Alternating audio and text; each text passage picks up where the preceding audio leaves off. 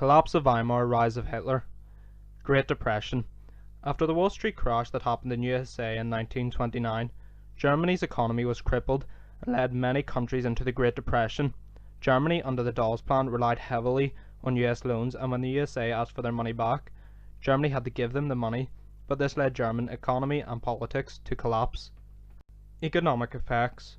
The world trade industry fell apart and Germany could no longer rely on selling their industrial goods and raw materials to bring money into the country. This led to the prices of goods and wages to fall dramatically. In the winter of 1929-1930, the unemployment numbers were around 2 million, but in 1933 the unemployment number was over 6 million. A lot of small family firms collapsed and small farms went bankrupt. This is important to Hitler's use of gaining support, as he promised to restore small businesses and farms. Diseases such as TB and pneumonia began to appear, which led to malnourished mothers giving birth to babies. This increased the infant mortality rate. The German government struggled to pay out benefits to the millions unemployed. The people who had jobs were afraid of losing their jobs. Political effects. Due to the conditions of PR, a grand coalition government was set up after the 1928 elections. This led to the government to fall apart when it was challenged by the economic crisis. This led to Brüning of the Centre Party to become Chancellor in 1930. Brüning supported the idea of a stronger government with more authority, but this idea was undermined by his use of emergency decree of Article 48 to bypass the Reichstag. The Reichstag rejected Brüning's finance bill, which led him to use Article 48 to get his finance bill passed. This was very demoralizing and undermined the government. When the Reichstag demanded the decree of Article 48 to be withdrawn, Brüning responded by dissolving the Reichstag and calling for an election in 1932. In the previous elections in 1928, the Nazis won 2.6% of the vote, gaining them 12 seats, but in 1930 they won 18% of the vote, gaining them 107 seats. This was great evidence to show the drop in support for pro-Weimar parties and the increase in extreme party support. Brüning's government 1930 to 1932. Hunger Chancellor. Brüning brought in his policies to prevent inflation from happening. These policies included cut public spending, reduce the money given in unemployment benefits, government employees receive cuts in their wages. When Brüning introduced these policies to the Reichstag, they rejected them.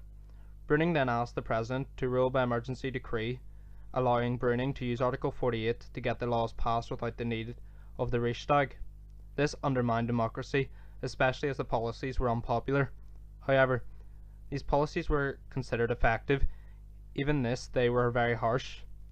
Brüning was able to get the reparations completely stopped in 1932, which was very popular.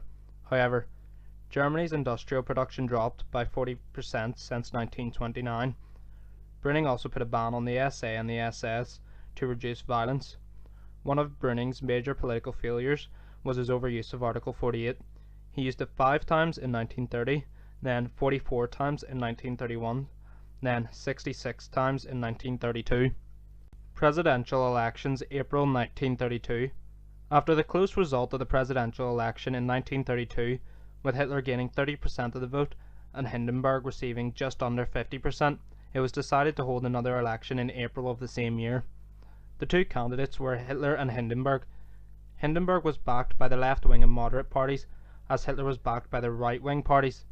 The election in April resulted in Hitler receiving 37% of the vote and Hindenburg receiving 57% of the vote, giving Hindenburg the role of presidency. Papen's government, May 1932 to November 1932. In May 1932, Brüning was replaced by Papen as role of Chancellor.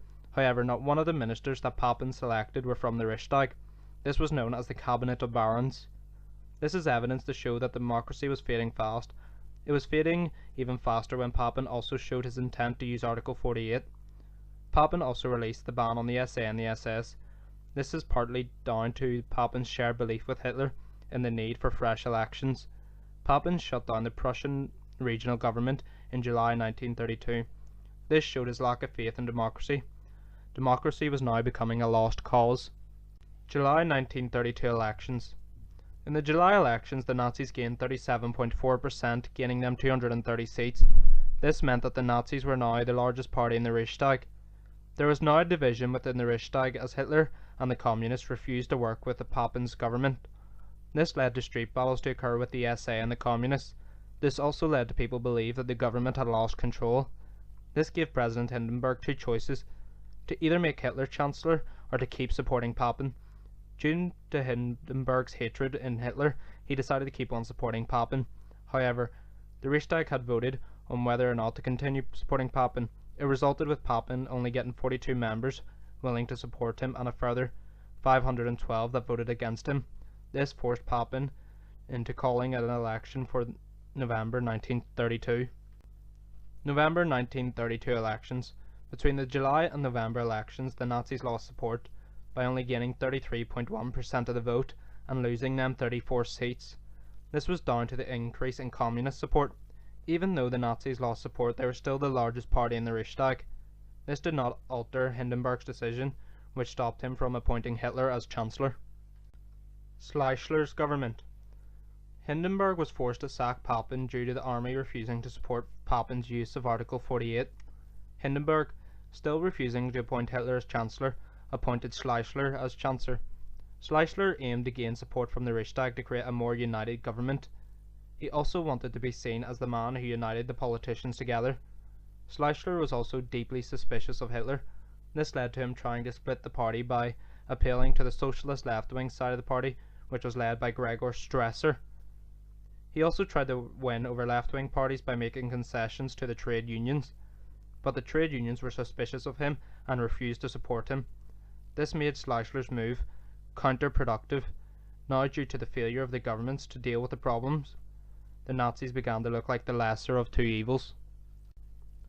Political intrigue. Papen and Schleicher rivalry. Papen blamed Schleicher for the failure to deal with the economic problems after he was replaced. Papen then agreed to support Hitler as Chancellor only because Hitler promised him the role of Vice-Chancellor.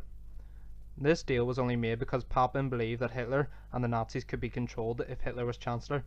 Papen had to convince Hindenburg to appoint Hitler as Chancellor. Papen was successful in persuading Hindenburg to appoint Hitler as Chancellor, and on the 30th of January 1933, Hitler became Chancellor of Germany.